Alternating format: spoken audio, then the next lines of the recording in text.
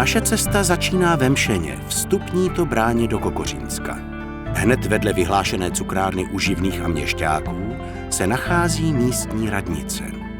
Kromě muzea a historické expozice zde najdete informační centrum, kde získáte mapu okolí a spoustu důležitých informací o pamětihodnostech a přírodních krásách kraje.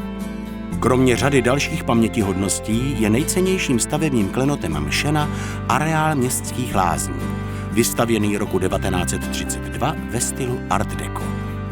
Hned za koupalištěm začíná nejznámější turistický okruh – Cinibulkova naučná stezka, která svůj název získala po místním učiteli a nadšeném propagátorovi Mšenska Josefu Bedřichu Cinibulkovi. Stezka měří 9 kilometrů a prochází skalními bludišti.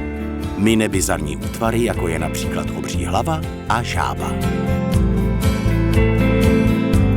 Po pár kilometrech dojdete ke známým mšenským pokličkám. Cesta k nim vede i z druhé strany z Kokořínského dolu.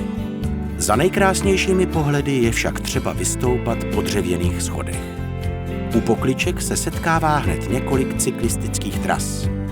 Při sestupu však doporučujeme nohu z pedálu raději sundat. Pokličkové skalní útvary vznikají selektivním zvětráváním železitých pískovců. Svrchní vrstva, která je tvořena z pevnějšího materiálu, odolává déle než spodní vrstvy.